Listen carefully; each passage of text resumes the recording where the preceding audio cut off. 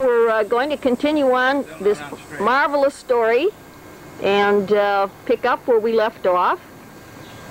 So, Uncle Andy, A little more this way. if you want to start up again, wonderful. Perfect. You look perfect. That's it.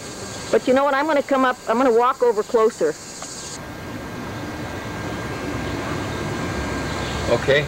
All right. In 1940, it was inevitable that a change had to be made. So, after buying back and paying off all the retail grocers, I started, and I changed the name to the company. The corporation was then known as Continental Wholesale Grocers from then on. And I also started a new company, which was called the Pastorelli Equipment Company. Okay, so we have two new companies, and my brother took charge of the wholesale grocery business, and I took charge of the equipment business. And I remodeled many, many stores, built new ones, remodeled some others, and people that are today very well known in the marketplace, like Dominic's, I put up two of their first large retail grocery stores, and they became bigger and better, and naturally I got more business out of them, both in the equipment business and in the grocery business. So it became very, very profitable. People like Paterno started to work for us, and in the meantime he started a retail grocery store, and he needed help, and Papa helped him as best as I could, and I kept him in business. And then Armanides had many, many problems, and I sold in one of his first stores, and I did quite well. And I did quite well. He did quite well with the investment, so he gave us more business. And that had happened because of the amount of traffic on Randolph Street. There was a certain amount of cash there every day. The stick-up people came in regularly, and they stripped us twice. This is the third time. They came in on the third time. And they wanted the big dough, they call it, the big dough. 3 men came in, armed men, 1 sat in a car. And 3 came inside, and they put a gun on my father. They wanted him to turn over the big dough, what they call it. This was a legal holiday of Lincoln, 12th of February was a legal holiday. The banks were closed, and they knew that we had 2 days deposit there. But we had a brink safe in which we dropped the daily deposits, and nobody could open them but 1 key from us and 1 key from the express company. So when these stick-up people came in, they wanted the big dough. We didn't have the big dough to give them because it was locked up in a safe. So they threatened my father, and one of these ugly-looking guys raised the gun and said to my dad, "If you open a big safe, you so-and-so, or I'm going to blow your head." And he leveled his gun, and as he did that, I conked him into the chin. I gave him one good, hard Pastorelli punch right under the chin, which I had already became quite famous. Oh, really? Yeah, I had knocked out many teeth out of people's mouths when they got fresh with me or my family, and I had a lot of guts. That's what I specialized in, guts. So I did give it to him. I leveled one under his chin, and he rolled over, and I jumped on his neck, and I started choking him. And I had his head between my legs, and I had one hand on his throat, and the other hand on his gun. And he was just getting soft. He was just ready to expire. He couldn't breathe. He was out of breath. And he was finished. All of a sudden, his buddy came in from the other office, came into the private office where my father and I and the crook were struggling, and he shot. And he shot me in the back. The bullet went between my kidneys, traveled upward through the liver, and came out of my lungs, my right lung. Now, that sounds pretty easy, but inside of all that was me, myself, a live individual. And I took it as best as I could, but I knew I was in trouble. So I let him go. I relaxed. He caught his breath, and he ran out. As he got to the second door in our office, he tripped a little bit, and he struggled to get the the door opened and I went for it the second time. He turned right around within 3 feet from me and he shot. And I ducked my head and he got me in the neck. Oh. And that bullet was very, very painful. You had 2 bullet wounds at this point, is that One right? bullet, yeah. They both went through. They both went through my system, one through my belly, and one went out of my... One in the neck and one in your stomach and lung. It went through my liver. The liver, all It right. went through my lungs. Okay. They came out right here in between my ribs. So I gave up. I knew I was like, the truck driver came in, one of our truck drivers came in and another man, they helped me to the car. Anyway, we went to a hospital. The nearest hospital was a children's hospital. They wouldn't let us in. So we went to another hospital, which is the old Presbyterian. Now they call it St. Luke Presbyterian. It was the old Presbyterian, the old building. And I walked through the door, and this wonderful looking guy, he was a medic, and he had his coat over his shoulders. This was February the 12th, and it was kind of chilly out. He was going to put on his top coat. And he came to me and he said, "What happened to you, son?" He saw all this smear of blood coming through my jacket and my coat. And he said, I told him when it happened. "Oh my," he said, "you need help in a hurry." I said, "I sure do need help." I didn't know he was a doctor. I said, "I sure do." He said, "You want me to help?" I said, "Who are you?" He said, "I'm Dr. Oberhelman." Dr. Oberhelman, never heard of him. So he came into the entrance, and in the lobby, he started to strip my jacket, my coat, my underwear. He just ripped everything out of my belly, and the blood was oozing and gooing out. That's my blood. It was a mess. Well, you know, I have to say, Uncle Leandro, you are known for your stories because you are so graphic. It is fantastic. Okay, go ahead. Oh, boy, I'm graphic. I'm hurt. I'm in real trouble. You're in real trouble, yes. I'm not graphic. I'm real trouble. And when I heard this guy give orders, this nice young, he wasn't young, he was about 45, 50 years of age. You were about 45 or 50? He was. Oh, he was. I was only 32. 32 33. you were. So, and I heard him give orders. Finally, my brother came in. They had me on a cot. They were looking for blood. They had to test the blood type. In those days, they didn't have a blood bank. They had to test, and they used to get the blood from the medical students. They used to get $35 for a charge of blood into my system. They had a cot alongside me, and they would pump their blood into my veins. And some of the young students were really scared. Anyway, to make this long story short, my brother came in and he said to the doctor, he said, "You know," he said, "I have 2 brother-in-laws that are doctors. One is a surgeon." He says, "Do you mind if I call him?" He said, "You don't have any time, son." He says, "Your brother is in very critical shape. You want a chair?" He said, I said, he said to Mario, "Your brother's in very critical shape. He needs help in a hurry." He said, "If you don't know who I am," he says, "go in the office and ask who Dr. Oberhelman is." So Mario went to the office and he says, "I want to know something about Dr. Oberhelman." He said, "Oh, Dr. Oberhelman is a fine gentleman. We've had he's one of our best surgeons, and he has written a book on bullet wounds." Oh. He had a terrific experience during the war, the previous war, see? You got the best. So there it was, the good Lord, there again. What a story. You say, why did that happen? The provision was there for you. There's the hand of the good Lord that didn't want me to die. Oh, that was thank him for that. That was the first attempt. So he and I struggled. Many days went by, not many, 4, 5, 6 days went by. And we came from bad to worst. More blood, more transfusion. I got transfusion marks here all over my body. You still have the battle scars. Yeah, I got signs. Oh my heavens! Blood from them to me. Oh. There's one here. There's another one here. There's one on my leg. I had dozens of them. Uncle Andy, how old are you today? The day we're filming this. The day this happened? No, how old are you today? How old? 88 years old. Wait a minute how old I am. And you old, still I'm young. You're 80 years young.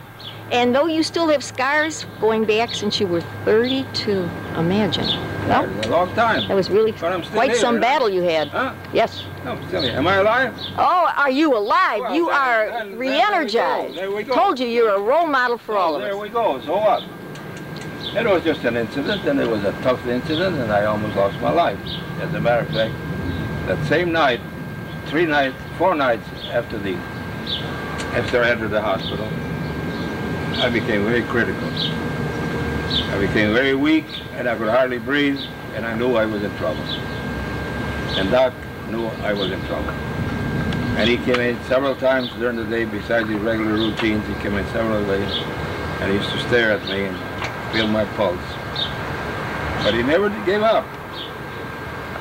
One night he was going to the theater downtown with his wife and a neighbor, and he said, they went downtown to in front of the theater. He said, John, whatever his name was, to the neighbor, he said, drive me back to the hospital for a few minutes and wait for me. He said, I got to go check up my boy. What a dedicated doctor you had. I was his boy. Wonderful. So he adopted me. So he came upstairs and he reassured himself that I was going to live another few hours. And he went back to the theater. His wife told me the story later. He never told me this. She was a nice woman too, a nice person. We became very good friends. She told me, he said, you know, he wouldn't come to the theater unless he knew that you were still hoping to survive. So, 2 nights later, I didn't survive. Something happened, and I became so weak, I had no more controls. I had no control over my breathing and my life. And everything became hazy and kind of dark. And I knew I was hopeless. The night nurse kept saying, don't sleep, don't sleep. She kept rubbing my hands and asking me, please, please don't sleep, don't sleep, don't sleep. How the hell, what could I do to not sleep? I was so tired and I was ready to give up. She didn't want me to give up. But something happened. I went. I disappeared. I felt my soul. I felt my soul leave my body. And my body was down below, and here I was above my body. And it was a rare experience. I never expected it, and I couldn't figure out what was going on. So finally, I don't know how many seconds, I don't know, I lost all track of time. And I saw my body in the hospital bed beneath me, and there I was above my body. And I said, that can't be, but it was. It was true, it was true, it was true. I had left my body, my soul had left my body. How that happened, I have no idea. And there I came, I opened my eyes and I looked, and I saw a beautiful lady in a white robe, long black hair, long hair down to her knees, and she was a beautiful person. And she had her arms outstretched, and she kept begging me, come, my son, come to rest. And I told her, I said, no, wait. I said, I will not come. I said, you're a witch. I will not follow you. You're a witch. She kept on begging, and all of a sudden, she disappeared. Went back into thin air. Just melted away. I don't know why, I don't know how it happened, but she was no longer there. So, here I was, back again. I came back into the hospital room, and I looked down below. I could see my own body lying in bed. And as I re-entered my body, I don't know how I did it, I have no recollection.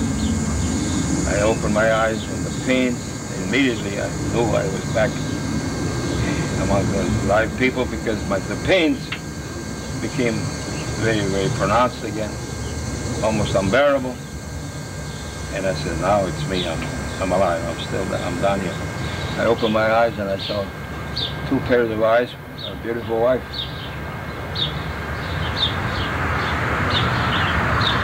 And my brother. Here were their tears in their eyes, staring at me. And me, this guy right here, says to them, go home, I'm not going to die. Go home. I'm not going to die. Go away. I don't know how long they stay there. I don't know how long the struggle went on.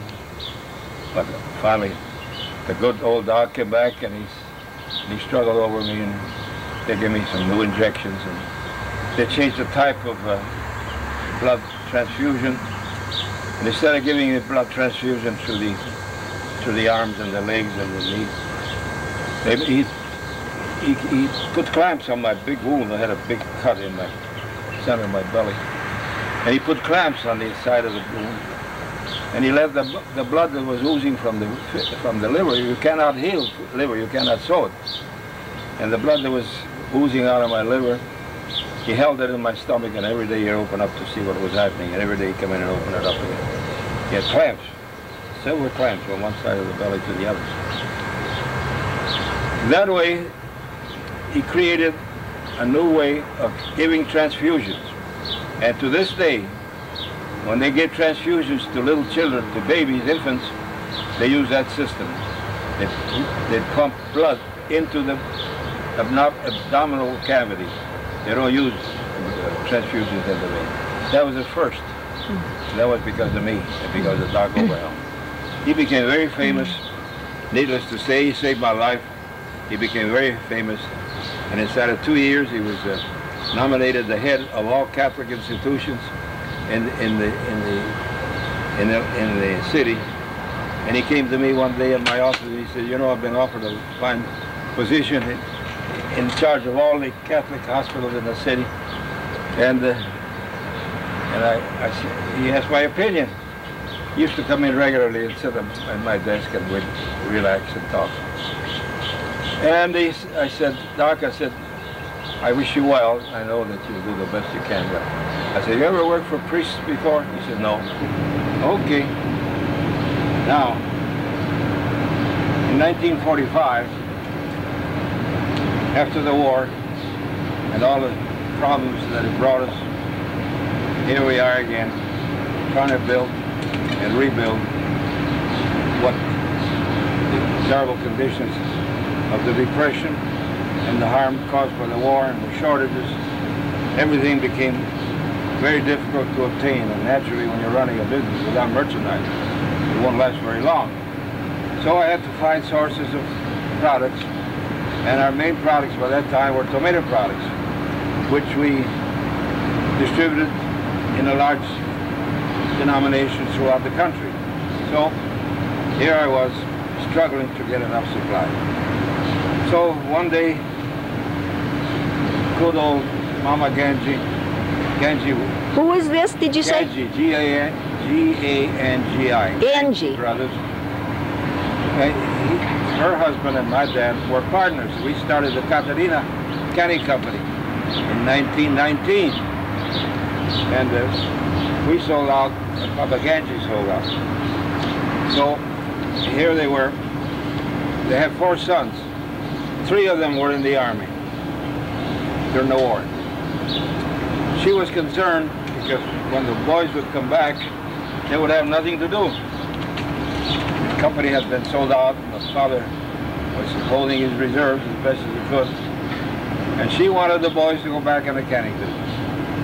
And the canning business was their family livelihood. And so she came over to visit us in Chicago. They lived in Santa Clara, California. She came over to visit my mother because she knew she had cancer. She wasn't going to last very long. And she pleaded with me every night, you got to help my boys go back and live. Leandro, you must help them.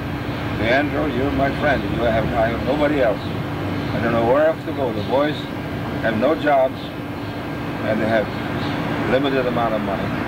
But I want them back in the canning business, like the father, like your father. And she was very stubborn about it. Every night I'd come home from the office and be here with my mom. And she'd sit down me and lock me up in a separate room all by myself. She started pleading again. Oh, finally I said, okay, Rosalia. What was her name? Rosalia? Rosalia. Yeah. Rosalie. So I said, okay, well, I'll do the best I can, but it won't be easy because the boys don't have any experience.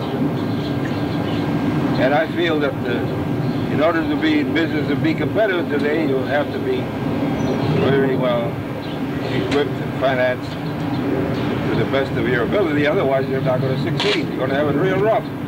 Well, we started. The father bought a land. I gave them enough money to buy equipment, used equipment. I gave them $50,000. The father gave them $18,000. And Val Ganji, one of the oldest brother, sold these houses for $18,000. That was the total capital that we put into the new company. Now, it wasn't easy to put it together. We formed Pastorelli Food Products Company in Santa Clara, California. That wasn't easy. It was a real rough start. Anyway, through our acquaintances and through our records and through the father's reputation, their father's reputation, my father's reputation, we put the cannery together. It was a struggling start, very mediocre in its start. So we had the sales and they had the manufacturing. So it wasn't very long that I decided, instead of being worried about what was going to happen in California, 2,500 miles away, I said, you take the manufacturing, we'll take the distribution. So we separated. The company became Ganji Brothers and we became Pastorelli Brothers. Two different entities. But I did all the selling for 4 years. I went out east and I brought back orders upon orders and upon orders for my acquaintances and I guess my style of doing business, and everybody cooperated. I gave them a large order from Campbell Soup for 17,000 cases. And they were shocked. How are we going to fill it? Well, I'm telling you, you packing, you got to pack, and I'm going to sell. I keep selling. And I sent them orders for 65,000 cases of 48 6-ounce tomato paste. How are we going to fill it? Well, you're going to fill it because I sold it. That's my job. Your job is to pack. And they packed it. They made it. We made a lot of friends with it.